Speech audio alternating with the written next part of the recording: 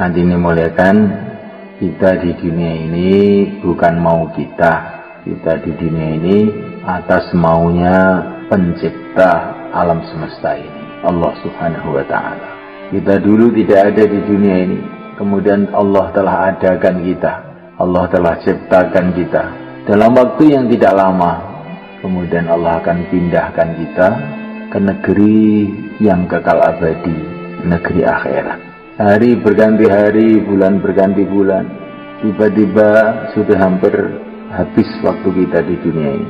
Dunia ini kelihatannya ramai sekali, tetapi setelah dunia ini lebih ramai lagi. Manusia-manusia mulai zaman Nabi Adam, semua di sana.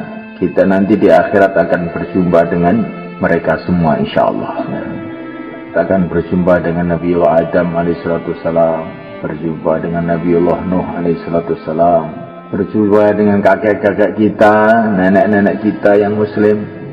Nanti di akhirat ketemu seluruh para nabi, seluruh para rasul, seluruh orang-orang iman yang terdahulu. Pokoknya ramai sekali lah di sana nanti.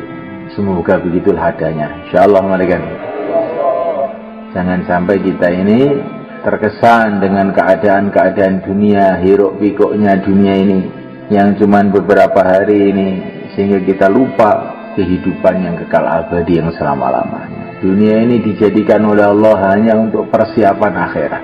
Itulah dunia ini. Dunia ini untuk apa? Persiapan akhirat. Dunia ini apa? Jalan menuju akhirat, jembatan menuju akhirat. Hidup ini apa? Hidup itu menunggu mati. Hidup itu apa toh? Menunggu mati. Kamu sedang apa? Sedang menunggu mati, Pak. Kerja apa kamu? Persiapan akhirat. Insyaallah, malaikat. Hadirin mulakan Allah Subhanahu wa ta'ala. Dan kita di dunia beberapa lama ini ada tanggung jawab. Tanggung jawab kita adalah menghabiskan umur kita dalam agama. Tanggung jawab kita hanya itu satu itu aja, habiskan umur di dalam agama. Kalau umurnya 1000 tahun ya 1000 tahun, 100 tahun ya 100 tahun, 50 tahun ya 50 tahun. Cuma itu aja tugas kita. Kalau kita ini bisa menghabiskan umur kita dalam agama Allah, dalam ridho Allah, berarti kita ini telah sukses. Ada teman, nggak ada teman, orang suka, orang nggak suka, sehat, sakit, kaya, miskin, itu tidak penting sekali. Yang penting itu habiskan umur dalam ridho Allah, dalam agama. Setelah itu masuk surga. Nah, sudah.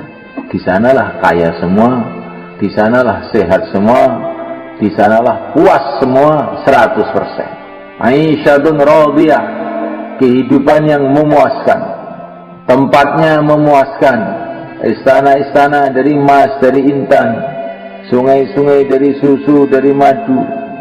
Nggak ada cacatnya. Di dalam surga itu nggak ada cacatnya, sempurna. Nggak ada istilah, wah ini genteng bocor perlu diperbaiki. Di surga nggak ada bocor-bocor, itu nggak ada. Semua sempurna. Aisyatun radiyah, puas 100%. Apa yang kita mau langsung Allah jadikan. Kalau di dunia apa yang kita mau, maka kita ini harus bersusah payah. Mau rumah, bangun rumah. Mau mobil, cari duit untuk beli mobil.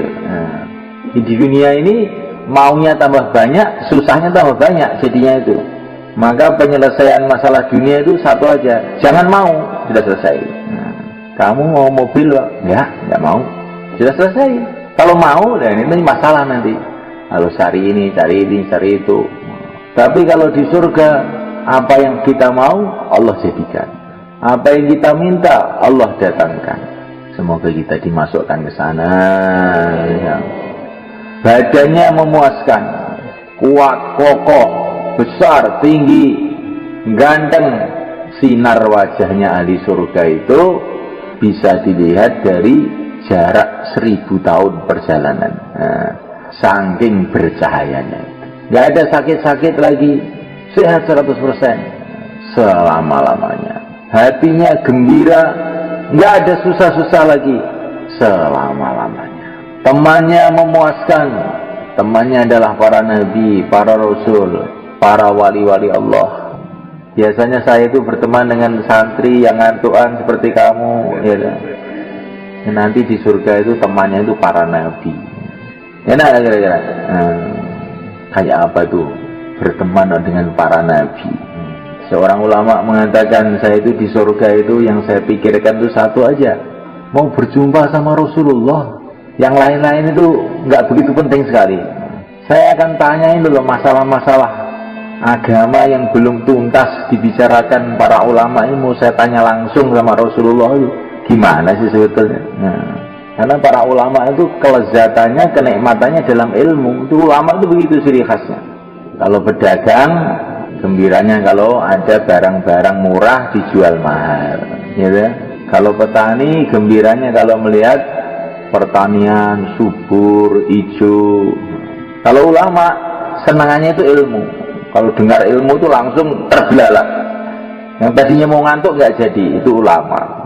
Kalau ulama dengar ilmu ngantuk, itu bukan ulama itu, ngaku ulama. Seperti pedagang lihat barang dagangan nggak tertarik, itu bukan pedagang, itu petani itu. Insyaallah mulai kan. Kalau dai, gembiranya kalau melihat jamaah bergerak. Dai tidak ada jamaah bergerak diam saja, bukan dai itu. Jadi semulaikan Allah Subhanahu wa taala. Itulah tempat yang telah dijanjikan oleh Allah kepada kita. Maka apa yang harus kita buat supaya kita sampai ke sana? Ini yang kita pikirkan sekarang. Habiskan umur kita dalam agama. Bagaimana caranya menghabiskan umur dalam agama? Kalau kita membuat suasana perjuangan agama. Petani telah menghabiskan umurnya dalam pertanian. Kenapa? Karena ada suasana pertanian. Ada sawah, ada ladang, ada pekerjaan-pekerjaan. Akhirnya 70 tahun di sawah aja. Ada orang Temboro itu yang umurnya 90 tahun itu masih ke sawah aja tiap hari. Karena ada suasana sawah. Kalau kita ini ada suasana perjuangan agama, hidupkan amal masjid, hidupkan amal rumah, hidupkan usaha agama, pembentukan jamaah, 5 amal masjid, buat madrasah-madrasah. Ya kita akan bisa istiqomah dalam agama. Tapi kalau kita tidak buat itu, nggak akan bisa istiqomah dalam agama. Betul kan? Kalau kamu ingin istiqomah ngajar, caranya bagaimana? Kamu bikin pesantren, nanti kan istiqomah ngajar sampai mati kamu ngajar. Lihat kiai-kiai itu, nggak ada kiai pensiun loh. Karena ada suasana ngajar. Maka dia baru ngajar, saya mau mati masih ngajar aja. Maka kita ini perlu membuat suasana perjuangan. Itulah kehidupan yang telah dicontohkan oleh yang mulia Nabi Agung Muhammad SAW. Kehidupan beliau ini kehidupan perjuangan, bukan kehidupan santai, diam, enggak, perjuangan. Lari sana, lari sini untuk usaha menghidupkan agama. Sampai akhirnya ketemu tempat yang sesuai, namanya Madinah Al-Munawwarah. Di sana banyak orang yang siap untuk membela agama. Orang-orang Madinah ini orang gembira dengan perjuangan. Wajib syukru alaina ma da'a lillahi da. Wajib kita syukur selagi masih ada orang dakwah. Itu semboyannya orang Madinah. Maka Nabi betah di sana. Karena Nabi itu dai. Betahnya itu kalau kumpul orang-orang dakwah. Siapa yang bisa betah dengan orang dakwah? Yang dai. Siapa yang bisa betah kumpul petani? Ya petani. Kalau pegawai negeri kalau kumpul petani nggak akan betah lama. Cuma lihat tok orang mencangkul sambil dia melihat udara segar di sawah, dia sebentar terus pergi ke kantor. Kalau di kantor dia berhari-hari, berbulan-bulan kuat. Karena dia ini pegawai negeri, bukan petani. Yang bisa betah di pesantren siapa? Ya santri.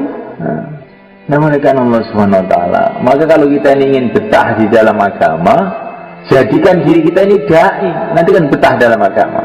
Dengan izin Allah, dengan pertolongan Allah. Ini hari 17 Ramadan.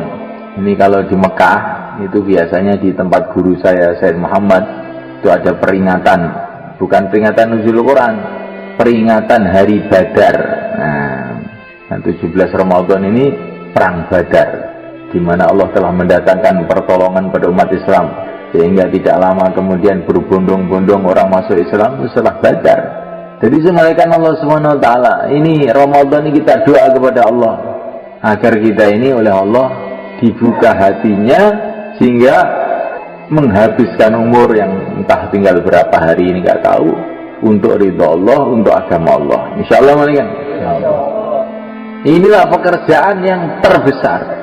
Tidak ada orang yang paling mulia, tidak ada orang yang paling cerdas, tidak ada orang yang paling berpengalaman melebihi yang mulia Nabi Agung Muhammad SAW. Ilmunya, kecerdasannya, wa kulluhum min rasulillahi multamisun gharfan minal bahri aw rashfan minad diyami.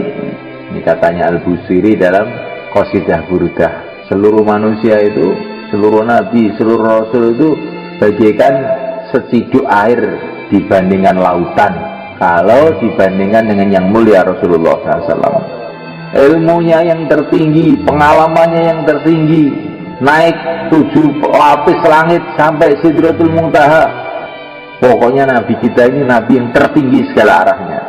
Setelah beliau ini dikasih yang tertinggi segala arahnya itu, terus hidupnya untuk apa? Dihabiskan untuk agama dan memperjuangkan agama. Insyaallah, malaikat. Kita harus punya pikir, hidup sekali ini mau apa saya ini? Mau jadi presiden saya. Kalaupun jadi, itu kecil dibandingkan kerjanya Rasulullah SAW.